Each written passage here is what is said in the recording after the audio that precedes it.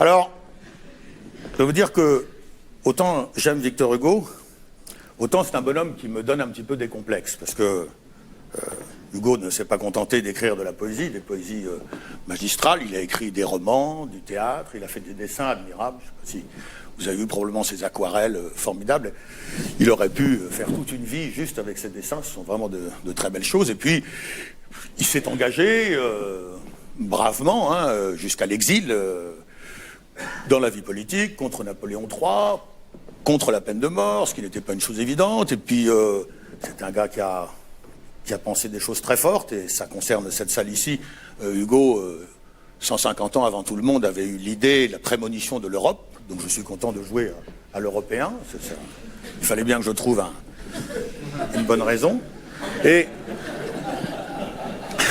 lorsque j'ai lu, on n'échappe pas quelquefois à quelques gros jeux de mots, hein, même en compagnie d'Hugo, lorsque je lisais comme ça cette vie tellement remplie, tellement d'extraordinaire, tellement riche, et puis jusqu'à la fin, je me disais ce qui serait rassurant, c'est de savoir qu'en réalité le problème de Victor Hugo, c'est qu'il était un petit peu impuissant.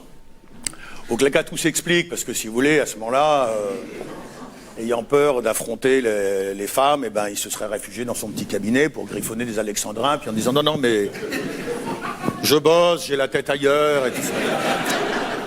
Et ça, bon, ça m'aurait redonné un peu le moral, mais vous savez que c'est pas le cas du tout. Non seulement Hugo a une vie sentimentale et sexuelle très remplie, hein, une femme, 3 enfants, une maîtresse, et croit-on savoir, il a eu, même lorsqu'il était avec Juliette Drouet, encore d'autres maîtresses. Elle lui reproche quelquefois dans des petits courriers, on sent qu'il y a eu des choses. Et même quand j'étais petit à l'école, on disait, alors ça, je ne sais pas le vérifier, que Hugo était capable de prouesses sexuelles remarquables. Moi, je me souviens, quand j'étais gamin, on disait que, c'est vrai, on disait qu'il était capable de remettre le couvert. Pardon, ce n'est pas une expression d'Hugo, mais enfin, c'est une expression que vous connaissez tous, je ne sais pas quoi, 5, 6, 7 fois par nuit, tout ça. Donc malheureusement, pas d'issue de ce côté-là. Hugo reste un grand bonhomme. Alors, pour avoir un toute petite échappatoire pour moi, c'est que Hugo, dans l'ensemble, n'est pas très drôle. Voilà. C'est ce qui a d'ailleurs étonné beaucoup de gens quand j'ai dit que je voulais travailler autour de Victor Hugo. Ils sont habitués plutôt à des rolinades, à des espèces des gesticulations un petit peu comiques et tout ça. Et ils disent que... Et c'est vrai que c'est étonnant d'aller voir ce poète qui, dans l'ensemble, n'est pas très drôle. Alors il y a un texte qui est un petit peu plus drôle. Alors je voudrais vous le dire maintenant pour ne décoller de moi-même que petit à petit. C'est Mon père, ce héros. Qu'est-ce qu'il y a? Des gens connaissent mon père et trouvent que c'est... Non, mais c'est... Il s'agit du père de Victor Hugo. C'est rigolo d'ailleurs parce que...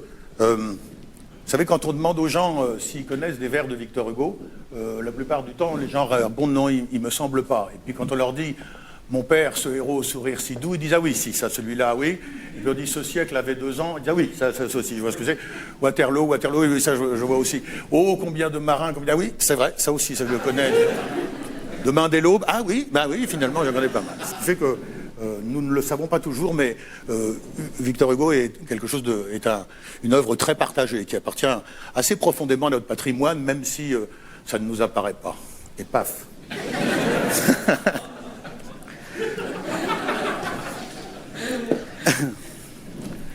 Mon père, ce héros, au sourire si doux, suivi d'un seul hussard qui les met entre tous pour sa grande bravoure et pour sa haute taille, parcourait à cheval le soir d'une bataille le champ couvert de morts sur qui tombait la nuit. Il lui sembla dans l'ombre entendre un faible bruit.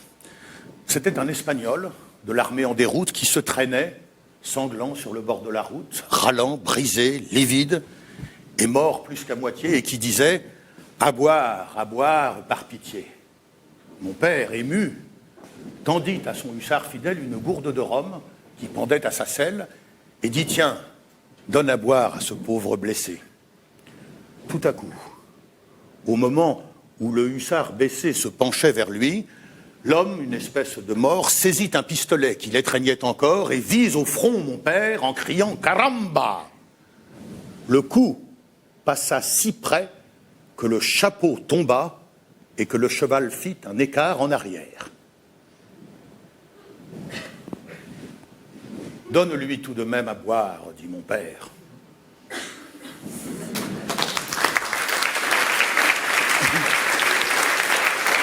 Vous savez,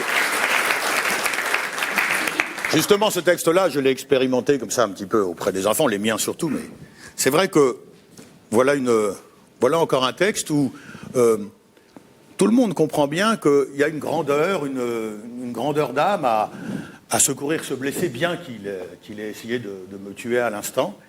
Et c'est, je vous le disais un petit peu tout à l'heure, c'est ce que j'aime tellement chez Victor Hugo, c'est que il y a toujours une morale qui nous est proposée, mais elle nous est proposée. Vous savez, moi, je crois que autant j'aime la morale, autant je suis fan de morale, autant je déteste les moralistes. J'ai connu les moralistes quand j'étais petit, et puis encore aujourd'hui, vous savez, qui vous prennent un petit peu par l'oreille, comme ça, et puis qui dit, tu vois, il faut savoir pardonner. Même s'il t'a tiré une balle au front, eh bien, il faut savoir lui donner à boire. On dit, oui, monsieur, j'essaierai de le faire, tout ça. Tandis que là, dans Hugo, il y a quelque chose qui passe en douceur, c'est-à-dire quelque chose qui passe par l'exemple. Et je suis toujours admiratif que Victor Hugo nous propose d'être quelqu'un de bien et ne nous l'impose pas. Et nous propose cette morale, et c'est pour ça que moi je la digère si bien. C'est parce qu'il me dit que si je veux être un méchant garçon, c'est mon affaire. Il ne viendra pas me mettre des mauvais points et me pincer la joue comme ça en disant c'est pas bien, jusqu'à ce que la joue soit toute rouge. Il me propose juste ça. Et cette proposition d'être un honnête homme, je suis très sensible, je veux évoquer juste un autre génie, Roland Topor, qui est mort plus récemment. Et Roland Topor aimait citer ce philosophe anglais à qui on avait demandé, à la toute fin de sa vie, c'était un vieux monsieur, on lui avait demandé, au fond, après toutes vos réflexions, qu'est-ce que vous pensez qu'il faudrait faire pour que le monde aille mieux? Et il avait répondu simplement, be a decent man, être un honnête homme. Voilà, juste cette chose-là, c'est-à-dire pas de grand bouleversement, mais juste soit être un honnête homme. Et je trouve que dans Hugo, il y a vraiment en permanence cet encouragement très, très doux et très timide et très discret à être un honnête homme. Bon, c'est pas très marrant ce que je viens de vous dire là, mais bon, je vous ai dit que...